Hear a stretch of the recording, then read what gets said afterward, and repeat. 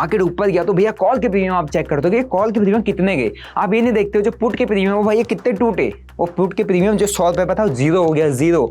100 रुपये पर अगर आपने गलती से किसी दिन कॉल की जगह पुट बाय कर ली और आप होल्ड करके बैठे तो क्या हो जाएगा, आपका 1 लाख रुपए जीरो हो जाएगा। अगर कोई स्कैल्पर है तो छोटे मोटे यहाँ पे स्कैल्प मार के प्रॉफिट बना लेगा, छोटे मोटे स्कैल्प बनाएगा। लेकिन कोई होल्ड करने वाला ट्रेडर है ना, तो जो इतना बड़ा मोमेंटम आ रहा है ये ऐसे ऐसे ऐसे ऐसे ऐसे ऐसे ये उसको टिकने ही नहीं देगा। मैं कह रहा हूँ हाँ कि आपका 10 का प्रीमियम आप किसी दिन 30 पर लेके बेच दोगे, आपका जो 1 लाख का अमाउंट है वो 3 लाख हो जाएगा। लेकिन ये जो मोमेंटम आपने कैप्चर किया ना, ये आपके अंदर इतना सारी चीजें डाल देगा, इतने आपके इमोशंस को इतना ज्यादा डिस्टर्ब कर देगा कि आपको 3 लाख से -3 लाख आने में टाइम नहीं लगेगा। आपका जो PNL है लाख रुपए ऊपर दिखा रहा, 10,000 रुपये नीचे दिखा रहा, 30,000 रुपये नीचे दिखा रहा, फिर 50,000 रुपये ऊपर दिखा रहा है। आपको ये चाहिए, ये मजा चाहिए तो आप FNO खुशी खुशी करो, अपना पैसा खुशी खुशी बर्बाद करो।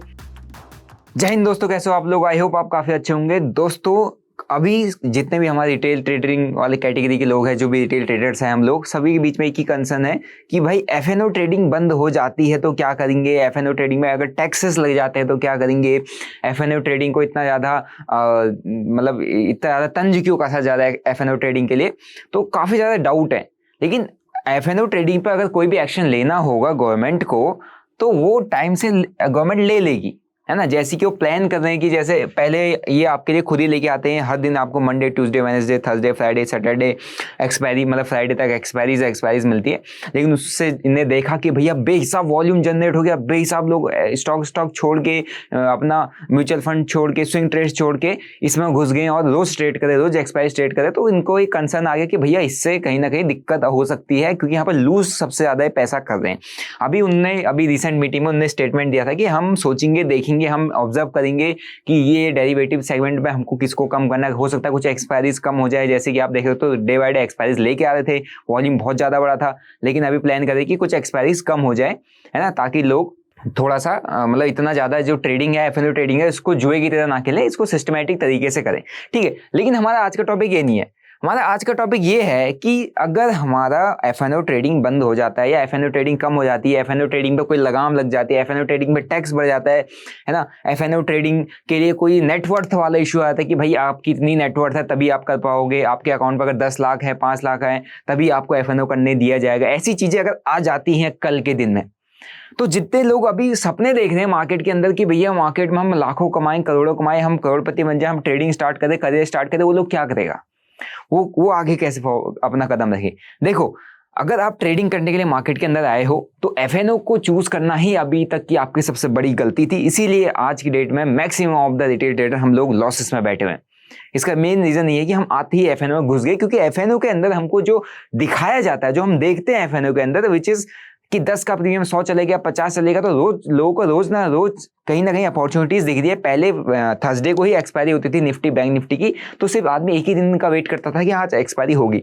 लेकिन आज हर दिन एक्सपायरी है, तो रोज के रोज लोगों को मार्केट में जुआ करने का मौका मिल रहा है, क्योंकि वो इसी एक्सपेक्टेशन से मार्केट में आ रहा है कि मैं आज ये 1 लाख रुपए लगा दूं, है ना, 100 रुपए का प्रीमियम बाय कर लूं, 50 रुपए का प्रीमियम बाय कर लूं और ये मेरा प्रीमियम आज डबल या ट्रिपल हो जाए, क्योंकि रोज होता हुआ दिख रहा है। लेकिन जब उसका पैसा लगता है तो उस दिन होता नहीं है, और इसी के चक्कर में वो लॉसेस में जाता है, फिर उसको बहुत बड़ा लॉस फेस करना पड़ता है।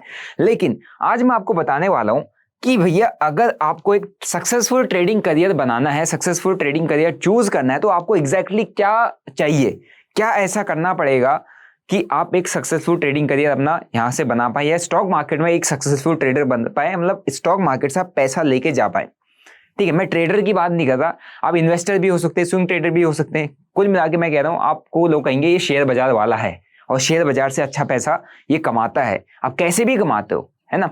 तो उसका एक सक्सेसफुल रूट मैप क्या होगा, क्या हमें चाहिए होता है, क्योंकि जितने बिगिनर्स हैं उनके लिए इंपॉर्टेंट वीडियो है, तो भाई शेयर कर देना, लाइक करना, चैनल पर नहीं तो सब्सक्राइब कर देना, ठीक है। और वीडियो में आगे बढ़ने से पहले बता दो, जो लोग सीखना चाहते हैं स्टॉक मार्केट को सिस्टमेटिक तरीके से सीखना चाहते हैं, है ना, सीरियस हैं, वो मेरा अपना जो स्टोर है विजिट कर सकते हैं, या मेरा ऐप डाउनलोड कर सकते हैं। वहाँ पर आपको सारी चीज़ें मिल जाएंगी और भी कई सारे अपडेट्स वहाँ पर आने वाले हैं, तो ऐप डाउनलोड करके देखिए, आपको वहाँ पर नोटिफिकेशन ऑब्वियसली मिल जाएगा, ठीक है। तो हम बात कर रहे हैं कि सक्सेसफुल ट्रेडिंग करियर हमें चूज करना है, क्या FNO ही एक ऑप्शन है, क्या FNO ही यहाँ पर आपको एक ऑप्शन दे रहा है कि आप यहाँ पर करोड़पति बन पाओगे या आप यहाँ पर बड़ा पैसा बना पाओगे? मुझे नहीं लगता, क्योंकि FNO ट्रेडिंग के अंदर जब से आप काम कर रहे हो पिछले 1 साल का अपना रिटर्न देखो कि भैया आपने कितना रिटर्न बनाया है ना। वहीं कुछ स्टॉक्स आप उठा के देखो, जो चाहे ब्लू चिप स्टॉक हो या कोई भी स्टॉक हो, या कोई आप हैवेल्स जैसा स्टॉक ले लो, क्योंकि अभी हमारी गर्मियां चल रही थी तो एसी बेस आप बिक रहे थे, तो हैवेल्स का स्टॉक देख लो, है ना। और भी कई सारे स्टॉक देख लो। अभी आई थिंक वो आने वाला है हमारा टैरिफ प्लान्स के अंदर 25% का हाइक आने वाला है, तो इंडस टावर जैसे स्टॉक्स को देख लो, क्या मूवमेंट आया, क्या मूवमेंट आ सकता है, उनको देखना अगले 6 महीने बाद। जो उनमें रिटर्न्स बनेगा, जो उनमें ग्रोथ आएगी, हो सकता है वो 10%, 20%, 30%, 50% तक की आ जाए, लेकिन एक बार अपना पीएनएल खोल के देखो, उस पीएनएल में एफएनओ ट्रेडिंग में आपने 1 साल में कितना पैसा बनाया वो देख लेना, और उसका रिटर्न्स देख लेना आफ्टर टैक्सेस एंड चार्जेस। आपको समझ में आएगा कि पोटेंशियल ग्रोथ कहां पे है। मतलब समहाउ आप इतनी मेहनत कर रहे हो, इतनी मेहनत के बाद आपको रिजल्ट कहां पर मिलने वाला है, कहां पर मिल सकता है, एक बार आप खुद चेक बैक करो, समझ में आ जाएगा। नहीं समझ में आया है तो मैं अभी आपको चीजें समझा देता हूं कि अगर आपको एक सक्सेसफुल ट्रेडिंग करियर बनाना है तो आपके लिए क्या ऑप्शन रहेगा। मैं अभी आपको ये समझा दूंगा कि भैया एफएनओ ट्रेडिंग आपके लिए सक्सेसफुल करियर बनाने का कोई भी ऑप्शन नहीं है, नहीं है, समझो। 2-4 बड़ी बड़ी स्टोरीज आप यूट्यूब पर, इंस्टाग्राम पर, कहीं पे भी पॉडकास्टों में सुन लेते हो कि मैंने इतने से इतना कमाया, वो सिर्फ कह रहे हैं, दिखा नहीं रहा है, कोई दिखता कहीं भी नहीं है, सिर्फ कह रहे हैं मैंने 10 करोड़ से किया, मैंने 5 करोड़ से किया, मैंने इतने से इतना बना लिया, मैंने उतने से उतना बना लिया, लेकिन क्या प्रूफ है, क्या है। लेकिन आप उसमें वो बातें सुन सुन के आप भी लगे पड़े हो, आप भी लगे पड़े हो, आप भी लगे पड़े हो कि हाँ मैं भी काश ऐसा कर लूँ, ऐसा मैं भी कहानी बताऊं, लेकिन रियलिटी में ऐसा बहुत कम होता है, बहुत रेयर होता है, ठीक है। तो सस्टेनेबिलिटी सबसे पहली चीज हमें चाहिए होती है। ट्रेडिंग करियर हमें चूज करना है तो सस्टेनेबिलिटी, हमको मार्केट में टिकना पड़ता है, टिकना पड़ता है। टिकना कैसे पड़ता है, कहां टिक सकते हो, विद एग्जांपल आपको प्रूफ्स के साथ चीजें दिखाऊंगा कि भैया आप टिक कहां सकते हो, कहां आपसे टिका जा सकता है। आप खुद कमेंट करके बताना कि भैया अगर मैं नया नया मार्केट में आया हूं तो मैं यहां पे टिक सकता हूं। ये है एक इंडिया सीमेंट का चार्ट, ये मैंने कुछ दिन पहले आपके साथ शेयर किया था, और ये है ग्रासिम इंडस्ट्रीज, ये इंट्राडे ट्रेड के लिए मैंने यहाँ पे आपके साथ शेयर किया था, क्योंकि अच्छा लेवल ब्रेकआउट हुआ, वॉल्यूम भी अच्छा है, अच्छा खासा इंट्राडे ट्रेडिंग के लिए मूव आया। फिर इसके बाद मैं एक और आपको चार्ट दिखा रहा हूं जो कि है मिड कैप का। मिड कैप की एक्सपायरी होती है, मिड कैप का प्रीमियम, ये आई थिंक लास्ट फ्राइडे का है, फ्राइडे का चार्ट है।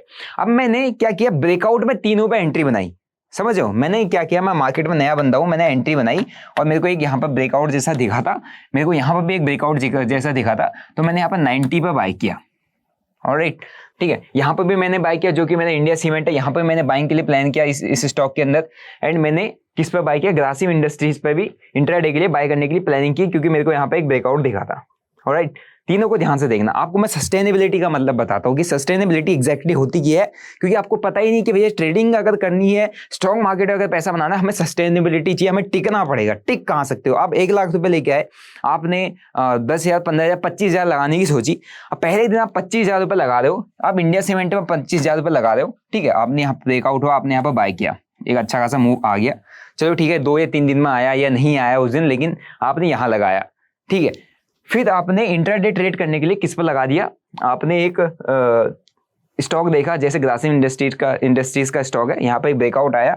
अब ब्रेकआउट पे ही मैं नहीं कह रहा आपको नॉलेज है, मैं नहीं कह रहा नॉलेज है, नहीं है आपको नॉलेज, आपने ब्रेकआउट देखा, आपने बाय कर लिया, ठीक है। बाय कर लिया 225 या 230 के भाव पे, 235 के भाव पर बाय किया। बाय करते 200 कितना चला गया, 240 के आसपास गया, 200 कुछ के आसपास इसने मूवमेंट दे दी, है ना। और वहीं आपने इन दोनों को देखना, इन दोनों के बाद मैं आपको लेके चल रहा हूँ ऑप्शन की चार्ट पे।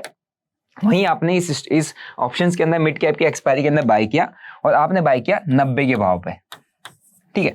अब सस्टेनेबिलिटी कहाँ है, पहले दिन आ रहे हो, आपको नॉलेज नहीं है, आपको सब कुछ आता है, लेकिन आप टिके कहाँ, किसने आपको टिकने दिया, किसने आपका स्वागत किया, आप मुझे बता दो, कमेंट करके बताओ किसने आपको टिकने दिया। क्योंकि यहां पर मैं देख रहा हूं, मेरे को ब्रेकआउट दिखा, मैं घुस गया भाई, घुस गया, मैं भले ही फेल हो गया, लेकिन मेरा पैसा कितना गया, 90 रुपए पर था, 90 रुपए से ये एकदम से इसने नीचे मारा। आप नॉर्मल सी बात है, आप इधर कहीं पे ही निकलोगे तो एकदम से इसने मारा 90 से 60-65 के आसपास आ गया, 65 आ गया, ठीक है। परसेंटेज वाइज मैं इसको कैलकुलेट करता हूं, कितना परसेंट का मुझे यहाँ पर डिप देखने को मिला है वो मैं आपको दिखाता हूं, ठीक है। परसेंटेज वाइज अगर मैं यहाँ पर डिप देखने को मिला तो मेरा 30% का वाइप आउट हो गया, सिंपल सा 30% मेरा चला गया एक ट्रेड के अंदर। चलिए मैं भले मैं कितना कैपिटल डालूं, लेकिन मेरा एक ही ट्रेड में 35% उड़ा दिया। किसने, एफएनओ का जो एक मेरे पास स्ट्राइक प्राइस थी, जो मैंने मिड कैप में ट्रेड करने के लिए प्लान किया, उसमें मेरा उड़ गया। ओके, अब मैं दूसरे उस पर जाता हूँ कि भैया स्टॉक्स के अंदर मेरे साथ क्या हुआ होगा, ठीक है, उसको भी देख लेते हैं। क्योंकि एफएनओ में तो भैया 30% उड़ा चुका हूँ, एक ही ट्रेड के अंदर। अब स्टॉक्स के अंदर देखते हैं, स्टॉक्स के अंदर अगर मैंने यहाँ पर बाइंग के लिए पोजीशन बनाई, मैंने ब्रेकआउट पे एंट्री बनाई, तो यहाँ से 260 था, 260 से 300 चला गया, है ना। चलो मैंने थोड़ा होल्ड किया, क्योंकि ये मैंने स्विंग ट्रेडिंग के लिए बात की है, होल्ड किया। इसने मुझे कुछ नहीं दिया, मतलब इसने मेरे को ऐसा कुछ नहीं दिखाया कि मेरे को डर करके निकलना पड़ जाए। इसमें मैंने ब्रेकआउट पे एंट्री की, इसने मेरे को कहीं ना कहीं प्रॉफिट दिया। एट द एंड ये कहीं पर मेरे बाइंग रेंज के आसपास है, एंड उसके बाद ही एंड ऑफ द डे ये ऊपर ही गया, तो इसने मेरे को अच्छा प्रॉफिट ही दिया, है ना। अगर नीचे आ भी जाता तो मेरे को कितना लॉस देता, अगर ये नीचे यहाँ से आ भी जाता। इंट्राडे एक स्टॉक का चार्ट है, यहाँ पर मैंने ब्रेकआउट बाय किया, मैंने प्रॉफिट बुक नहीं किया, है ना, और ये नीचे आ भी जाता तो कितना आया था, यहाँ तक मैं इसको स्टॉप लॉस देता सिर्फ 1%, 1.5%, मुश्किल से मुश्किल 1.5%, 1 या 1.5%। तो मेरा कहाँ लॉस सबसे ज्यादा हो रहा है, अब खुद देखो कि मेरा लॉस सबसे ज्यादा कहाँ पे हो रहा है। सबसे ज्यादा लॉस एक ही ट्रेड के अंदर, सपोज करो मैं नया बिगिनर, तो मुझे कुछ नहीं आता और मैंने एक ही ट्रेड के अंदर अपना पैसा डाल दिया, सबसे ज्यादा लॉस मुझे एफएनओ ट्रेडिंग के अंदर हुआ। मैं 1 लाख रुपए लेके आया, मैंने यहाँ पे एंट्री मानी, 1 ही लाख में मेरा 30,000 सीधे उड़ गया। लेकिन वहीं मैं अगर जब ट्रेड करने के लिए आया था, मैंने स्टॉक्स में स्विंग्स में पैसा डाला, मेरा 1 लाख के अंदर जो परसेंटेज गेन, अगर मैंने ब्रेकआउट में बाय किया है तो मेरे को परसेंटेज गेन की बात करूँ तो कितना मिल जाएगा यहाँ से। चलो ये मेरा ब्रेकआउट है, ब्रेकआउट हुआ, यहाँ पे मैंने बाइंग किया और मैंने कुछ दिन यहाँ पर ट्रेड को अगर होल्ड किया और मेरे इसमें परसेंटेज गेन ऑलमोस्ट, मैं कह रहा हूँ मेरे को अच्छा खासा परसेंटेज गेन मिल जाएगा। अगर जब भी चल रहा है 14-15% 1 से 2 दिन के अंदर इसने मेरे को दे दिया है, और इस स्टॉक ने मेरे को मतलब इंट्राडे के अंदर ही 1% के आसपास का मूव दिया ब्रेकआउट के अंदर। तो मेरे को, मैं यहाँ पर टिक कहाँ पर हूँ, नॉर्मल सी बात है, या मैं इंट्राडे में टिक रहा हूँ या मैं स्विंग में टिक रहा हूँ। अगर मुझे एक ही दिन में पैसा कमाना है तो मैं इंट्राडे में ज्यादा टिक पा रहा हूँ, है ना। अगर मुझे लॉन्ग टर्म में थोड़ा सा होल्ड करके 1 वीक 1.5 वीक, आप कह सकते हो आधा महीना, 1 महीना, 2 महीने में अगर मुझे पैसा कमाना है एक स्टॉक से, तो मैं स्विंग में टिक पा रहा हूँ। लेकिन वहीं मैं जब एफएनओ ट्रेड करने आ जाता हूँ तो मेरा एक ही ट्रेड में 30-40% सिंगल मूव में कुछ ही टाइम के अंदर चला जाता है। तो इसको कहते हैं सस्टेनेबिलिटी। भैया तुम्हारे को सस्टेनेबिलिटी कहां पर मिल रही है आपको पता नहीं है, पता होने के बावजूद भी आप ऐसा काम कर रहे हो। आप क्या कर रहे हो पता है, आपको मार्केट मारा एफएनओ में, आपको सिर्फ दिख रहा है जा कितना रहा है, मतलब ये जो प्रीमियम है, मार्केट ऊपर गया तो भैया कॉल के प्रीमियम आप चेक करते हो कि कॉल के प्रीमियम कितने गए। आप ये नहीं देखते हो जो पुट के प्रीमियम हो भैया कितने टूटे। वो पुट के प्रीमियम जो 100 रुपए पर था वो 0 हो गया, 0। 100 रुपए पर अगर आपने गलती से किसी दिन कॉल की जगह पुट बाय कर ली और आप होल्ड करके बैठे तो क्या हो जाएगा, आपका 1 लाख रुपए 0 हो जाएगा। तो सस्टेनेबिलिटी हमें सबसे पहले चाहिए होती है अगर हम मार्केट के अंदर अपना सक्सेसफुल ट्रेडिंग करियर बनाना चाहते हैं। उसके बाद आता है वॉलेटिलिटी। अब आप खुद सोचो कि क्या अगर हमको मार्केट में सस्टेन करना है, मार्केट में लॉन्गर टर्म में पैसा बनाना है, तो क्या हमारे लिए वॉलेटिलिटी सही है या गलत, है ना। अगर मैं एज अ इंट्राडे पर्पस कहूं या एज अ ऑप्शन ट्रेडिंग के अंदर की बात करूं या एज अ स्कैल्पर बात करूं, वॉलेटिलिटी चाहिए, है ना। एज अ ऑप्शन बायर मुझे वॉलेटिलिटी चाहिए, लेकिन as a investor, as a intraday trader अगर मैं स्टॉक्स के अंदर काम करूं मुझे उतनी ज्यादा वॉलेटिलिटी नहीं चाहिए। मुझे स्लो एंड स्टडी स्टॉक्स मेरा मूव करेगा, अगर कोई भी स्टॉक मेरा मूव करता है स्लो एंड स्टडी तो मेरा पैसा बन जाएगा, है नहीं। अगर कोई भी स्टॉक, अगर ये स्टॉक है रेंज में है, इसने ब्रेकआउट दिया, मैं इसमें बैठा था, इसके अंदर ब्रेकआउट आया, ब्रेकआउट के बाद मोमेंटम आना है, नॉर्मल सी बात है, मोमेंटम यहाँ पर आ रहा है। लेकिन अगर यहाँ पर ऐसे ऊपर नीचे की वॉलेटिलिटी इसमें ज्यादा होगी तो ये स्टॉक मेरे काम का नहीं है, क्योंकि हाई वॉलेटाइल स्टॉक है, तो मेरे को यहाँ पर वॉलेटिलिटी नहीं चाहिए, ठीक है। और दूसरी बात, अगर मेरे को इंट्राडे के अंदर भी काम करना है तो इंट्राडे के अंदर भी मुझे ज्यादा वॉलेटिलिटी नहीं चाहिए। अगर मेरे को प्राइस ने कोई ब्रेकआउट दिया तो स्लो एंड स्टडी इस तरीके की अगर अपसाइड मोमेंटम देता है तो मैं धीरे धीरे पैसा बनाऊंगा, लेकिन मेरा पैसा बनेगा क्योंकि यहाँ पे मेरा कोई थीटा डीके नहीं होना है। लेकिन वहीं मैं अगर आ जाता हूं इसके एक्सपायरी पे, मिड कैप जैसे इंडेक्स के अंदर, यहाँ पे लोग कहते हैं वॉलेटिलिटी नहीं है, मार्केट में साइडवेज हो गया। भैया यहाँ पे चाहे साइडवेज हो जाए चाहे वॉलेटाइल हो जाए, दोनों के अंदर आप पिटोगे। कैसे? आपने वॉलेटिलिटी ये होती है भैया ऊपर नीचे का ये प्रीमियम मार रहा है, आपको वॉलेटाइल कर रहा है ना, और आपके ट्रेडिंग डिसीजंस चेंज हो जाते हैं वॉलेटिलिटी की वजह से।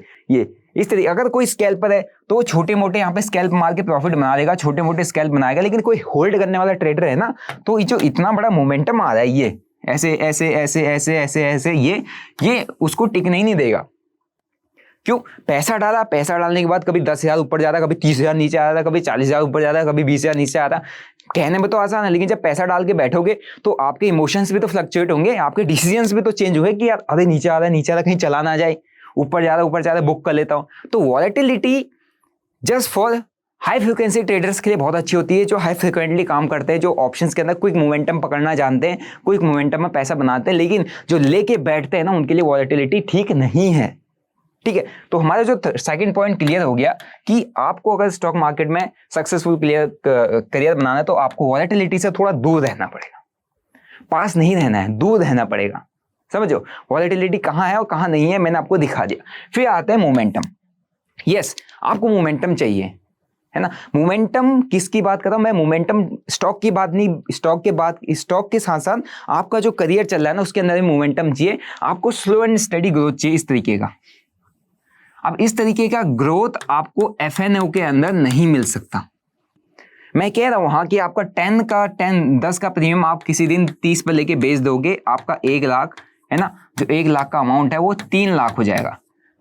लेकिन ये जो मोमेंटम आपने कैप्चर किया ना, ये आपके अंदर इतना सारी चीजें डाल देगा, इतने आपके इमोशंस को इतना ज्यादा डिस्टर्ब कर देगा कि आपको 3 लाख से माइनस 3 लाख आने में टाइम नहीं लगेगा, क्योंकि बहुत क्विक आ गया। अगर कोई भी चीज जल्दी मिल जाती है ना, क्विक मिल जाती है, इसका मतलब वो कहीं ना कहीं गलत है, या कहीं ना कहीं वो स्कैम है, या कहीं ना कहीं वो जैकपॉट है, कहीं ना कहीं वो जुआ आपने खेला है। और जहां पर जुआ खेलता है इंसान, वहां पे जल्दी आया हुआ पैसा आदमी टिका नहीं पाता है। लेकिन स्लो एंड स्टडी अगर पैसा आता है, मोमेंटम के साथ अगर पैसा आता है, तो बंदा उसकी वैल्यू जानता है, क्योंकि उसके पीछे काफी टाइम लगा है, काफी मेहनत लगी है, एंड देन वो क्या किया है, तब उसने जाके 3 लाख रुपए कमाया है 1 लाख रुपए से। कितने से? 1 लाख रुपए से।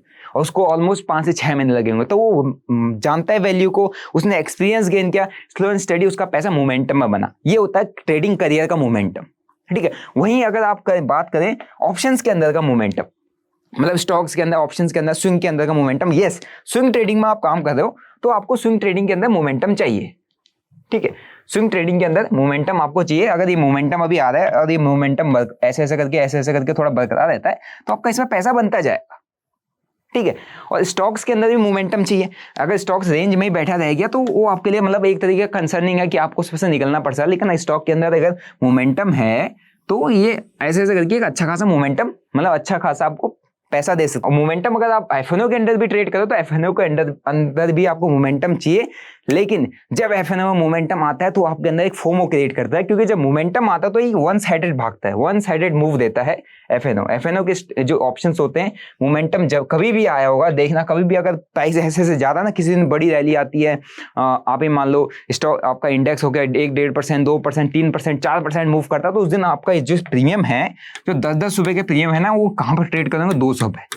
और आप सिर्फ उसको देख रहे होंगे, आपने उसमें एंट्री कहीं नहीं की होगी, क्योंकि वो एंट्री का मौका ही नहीं देता भाई। एंट्री का मौका नहीं, उस ऐसे ऐसे जाएगा, हल्का पीस ऐसे ऐसे जाएगा। स्टॉक में खाली विक्स बनेंगे, कैंडल्स के अंदर से विक एंड विक बनेंगे, एंड वो मोमेंटम में एक ही फ्लो में जाएगा। बहुत रेयर चांस होंगे कि आपको ऐसा ऐसा इस तरीके के, मतलब इस तरीके जैसे आपका स्टॉक्स मूव कर रहे हैं या जैसे आपका स्विंग मूव करता है वैसा मूव करे। आपको इस तरीके का मोमेंटम बहुत कम देखने को मिलेगा ऑप्शंस के अंदर। इस तरीके का पुल बैक आया, पुल बैक आया, पुल बैक आया, बहुत रेयर है ना। या तो ऐसे जाएगा या वो ऐसे आ जाएगा, है नहीं, या क्या करेगा एफएनओ के अंदर इस तरीके की मोमेंटम आ गई, जो कि जिसको हम कहे थे वॉलेटिलिटी। टिक लो इस वॉलेटिलिटी में, ठीक है। तो मोमेंटम हमें चाहिए एक सक्सेसफुल ट्रेडिंग करियर बनाने के लिए। मोमेंटम की दोनों परिभाषा मैंने आपको बता दी कि कौन सा मोमेंटम की मैं करियर के लिए बात कर रहा हूं और कौन से मोमेंटम की मैं स्टॉक्स, ऑप्शन और एफएनओ के लिए बात कर रहा हूं, ठीक है। तो हमको मोमेंटम रिक्वायर्ड है, लेकिन हमको मोमेंटम एफएनओ में जब मिलता है तो हम मोमेंटम को कैप्चर नहीं कर पाते, लेकिन स्टॉक्स एंड स्विंग के अंदर हम काम करें तो हमें मोमेंटम मिलता है, ठीक है। तो सक्सेसफुल ट्रेडिंग करियर के लिए सस्टेनेबिलिटी, वॉलेटिलिटी, मोमेंटम, फिर आता है काम माइंड, दिमाग का शांत होना। अब मैंने आपको 3 चीजें बताई कि सस्टेनेबिलिटी हमें कहाँ मिल रही है। जब आदमी सस्टेन रहेगा, उसका पैसा टिका रहेगा, मार्केट में आया, लॉसेस छोटे मोटे ले रहा है, प्रॉफिट्स भी छोटे मोटे ले रहा है, मतलब क्या है, वो सस्टेन है। दिमाग कभी उसको परेशान करेगा, मतलब उसका दिमाग परेशान होगा नहीं होगा, मन परेशान होगा नहीं होगा। वॉलेटिलिटी अगर आपके पास है इस तरीके की वॉलेटिलिटी, तो नॉर्मल सी बात है आपका जो काम माइंड है वो नहीं रहेगा। क्यों? ये वॉलेटिलिटी जो है आपकी, ये वॉलेटिलिटी मार्केट की नहीं है। ये वॉलेटिलिटी अगर आप इस वॉलेटिलिटी में घुसते हो, एंटर करते हो, जो कि आपको एफएनओ के अंदर मिलने वाला है, ये वॉलेटिलिटी आपके पीएनएल की है। पीएनएल ऐसे ऐसे फ्लक्चुएट करेगा, और ये फ्लक्चुएशन आपके शांत दिमाग को खराब कर देगा। आप अपने डिसीजंस बदल दोगे। तो वॉलेटिलिटी, उसके बाद मोमेंटम, ठीक है। तो मोमेंटम आ रहा है, आपका दिमाग उसमें भी ठीक है, उस आपका स्वयं स्टडी पैसा बनना है, वेल एंड गुड।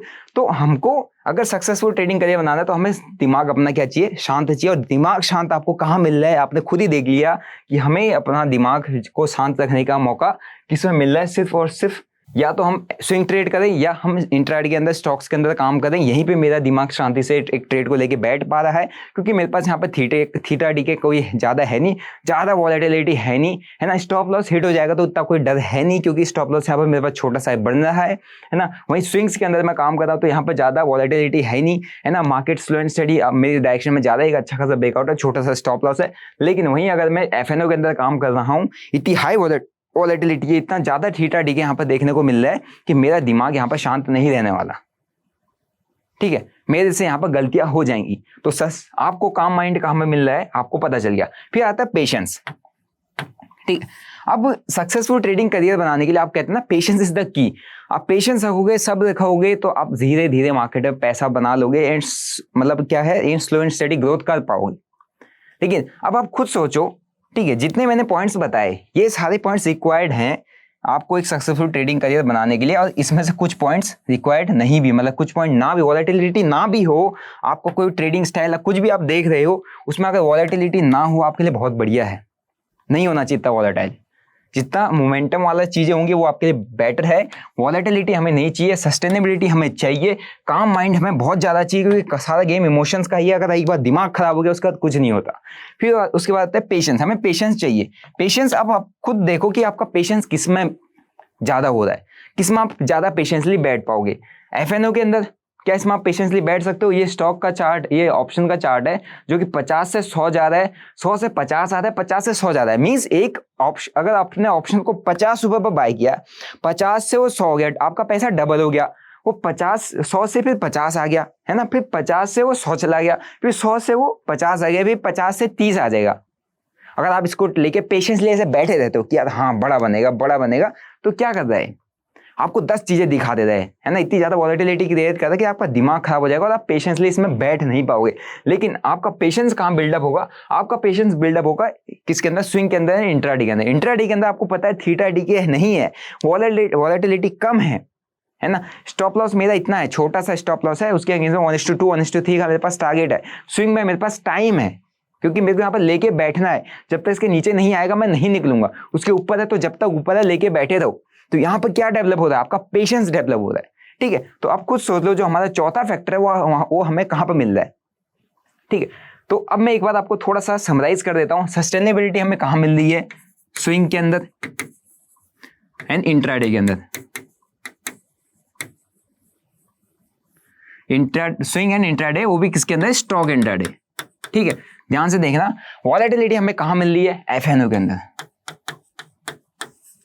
फिर उसके बाद मोमेंटम हमें कहाँ मिल रहा है? स्विंग के अंदर हमें मोमेंटम मिलता है, इंट्राडे स्टॉक्स के अंदर भी हमें मोमेंटम मिलता है। नहीं मिलता है, साइडवेज होता है, तो हमारा कुछ नहीं बिगड़ता है उसके अंदर, ठीक है। उसके बाद हमारा शांत दिमाग कहाँ रहता है? स्विंग के अंदर हमारा दिमाग शांत है, हम आराम से लेके, मैं तो आराम से लेके बैठे रहता हूँ, पड़े रहने दो मेरी तरफ से, मुझे फर्क भी नहीं पड़ता कि मेरे अकाउंट में कितना स्विंग पड़ा हुआ है या कितने पैसे पड़े हुए हैं स्विंग की होल्डिंग में। उसके बाद काम माइंड आपका कहाँ पे है? इंट्राडे स्टॉक्स के अंदर भी शांति दिमाग, क्योंकि मुझे पता है छोटा सा मेरा स्टॉप लॉस जाना है, जब तक मेरे प्राइस के ऊपर है तो टारगेट हिट कर जाएगा या नहीं करेगा, या मेरे को स्टॉप लॉस हिट करेगा, लेकिन थीटा डी के नहीं होगा, है नहीं।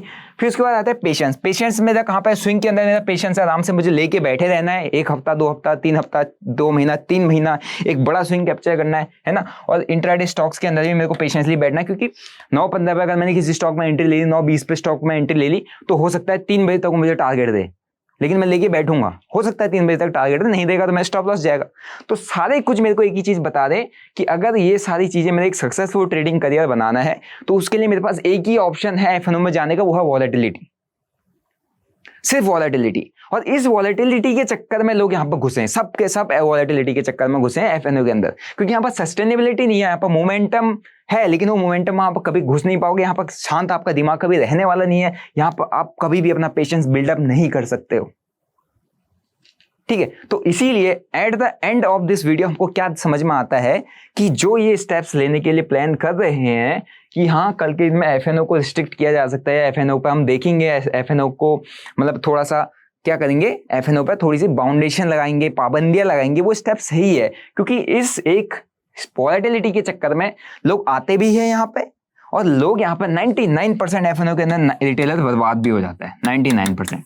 This is the only reason. अब आप खुद चूज कर लो कि भाई आपको ये चाहिए, वॉलेटिलिटी चाहिए, मजा चाहिए, है ना, कि भैया आपका जो पीएनएल है लाख रुपए ऊपर दिखा रहा, 10,000 रुपये नीचे दिखा रहा, 30,000 रुपये नीचे दिखा रहा, फिर 50,000 रुपये ऊपर दिखा रहा है, आपको ये चाहिए, ये मजा चाहिए, तो आप एफएनओ खुशी खुशी करो, अपना पैसा खुशी खुशी बर्बाद करो। 6 महीना, 1 साल, 2 साल, 5 साल का अपना, मतलब 5 साल वाला तो बंदा समझ ही गया होगा, 6 महीने 1 साल का ज़्यादा से ज़्यादा, मेरे पास जितने सब्सक्राइबर है, जितने यहाँ पर लोग बैठे होंगे, मुश्किल से मुश्किल 1 साल होगा इनका ट्रेडिंग करें, मुश्किल से मुश्किल 1 साल से बैठे होंगे। स्टार्टिंग में आपको प्रॉफिट हुआ, इस वॉलेटिलिटी को आपने एंजॉय किया, है ना। अब आप कहाँ पर बैठे हो, आप खुद कमेंट करके बताओ भैया कौन कितने लॉस में है सिर्फ इस वॉलेटिलिटी के चक्कर में। तो अगर आपको एक ही चीज देख के 5 चीजों को इग्नोर करना है तो एफएनओ ट्रेड करो, लेकिन आपको सक्सेसफुल ट्रेडर बनना है, इस वॉलेटिलिटी को इग्नोर करो, सस्टेनेबिलिटी, मोमेंटम, काम माइंड, पेशेंस लेके बैठे दो। इससे क्या फायदा होगा पता है, इससे लास्ट में आपको एक चीज मिलेगा जिसके लिए आप सब लोग पागल लेते हो, जिसके लिए आपको सब लोगों को एक ही चीज चाहिए होता है मार्केट के अंदर, है ना, एक ही चीज चाहिए होता है, वो इन सबको देखकर आपको क्या मिलेगा, एक एज मिलेगा। ये सारी चीजें आप मार्केट में कर ली, ये सारी चीजें समझ ली, इन सारी चीजों पर आपने काम कर लिया, आपको एक एज मिल जाएगा कि मेरा अब मुझे क्या करना है, या मैं स्विंग्स में काम करूं या मैं स्टॉक्स में काम करूं, तो मैं कैसे काम करूं, क्योंकि ये सारी चीजें आपका अंदर एक एज बिल्डअप कर देंगे।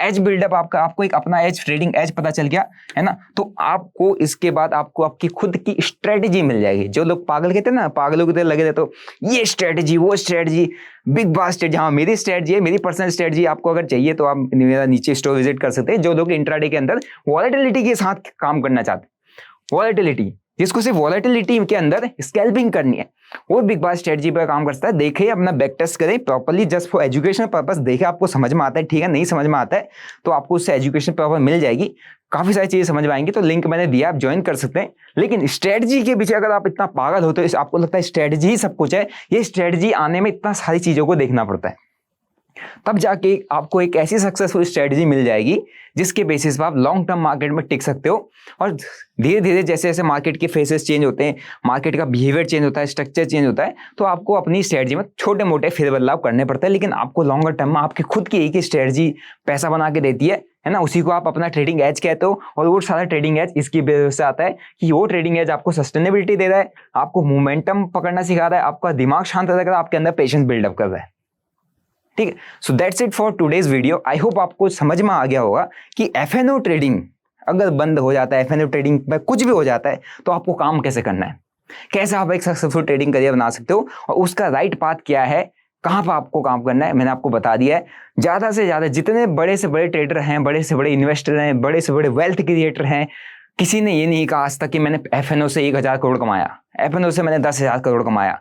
अगर मेरी बात गलत है तो कमेंट करके बता दो। जितने भी बड़े बड़े वेल्थ क्रिएटर, इनके सबकी बात अगर आप करते हो तो इनका सब एक ही चीज आता है कि मेरे पोर्टफोलियो में इसके इतने स्टॉक है, मेरी पोर्टफोलियो की वैल्यू इतनी है, मेरे पोर्टफोलियो में इतने स्टॉक है, तभी वो आज क्रिएटर वेल्थ बना पा रहे हैं, है ना। अदरवाइज एफएनओ के अंदर आप काम करो तो आपके पैसे से सिर्फ एफआईएस, डीआईएस, म्यूचुअल फंड्स, ये सब चीजें आपको फंसा के अपना पैसा कमा रहे हैं। लेकिन जो रियल इन्वेस्टर्स होते हैं वो कहाँ स्टॉक इन्वेस्ट करते हैं, कहाँ पैसा बनाते हैं, आपको खुद पता है, लेकिन फिर भी आप बेवकूफों की तरह इस वॉलेटिलिटी के पीछे पागल लेते हो, ठीक है। तो एफएनओ अगर हमारा बंद भी हो जाता है, रिस्ट्रिक्ट भी हो जाता है, तो कोई दिक्कत नहीं, कोई परेशानी नहीं है। मैं हूं यहाँ पर आपको चीजें जो मुझे आती है आपको सिखाने के लिए, आपको गाइड करने के लिए। अगर मेरा गाइडेंस आपको सही लगता है, समझ में आता है, तो मेक श्योर वीडियो को लाइक करें, शेयर करें, सब्सक्राइब करें। और भी ऐसी इंटरेस्टिंग लर्निंग कंटेंट और एजुकेशन आप लेने के लिए मेरा ऐप डाउनलोड कर सकते हैं, जहाँ पर आपको काफी सारी अपडेट्स टाइम टाइम आने लग जाएंगी। और मेरा जो कम्युनिटी है वो भी आप ज्वाइन कर सकते हैं, जिसके अंदर मैं लाइव मार्केट के अंदर कोई भी अगर अपडेट होता है, टाइम टू टाइम जो भी अपडेट्स होती है मैं आपके साथ शेयर करता रहता हूँ, just for education purpose. Link मैंने डिस्क्रिप्शन बॉक्स में दिया है। सो आई होप आपको काफी कुछ सीखने को मिला होगा। मिलते हैं नेक्स्ट वीडियो में। Till then bye bye, see you, Jai Hind.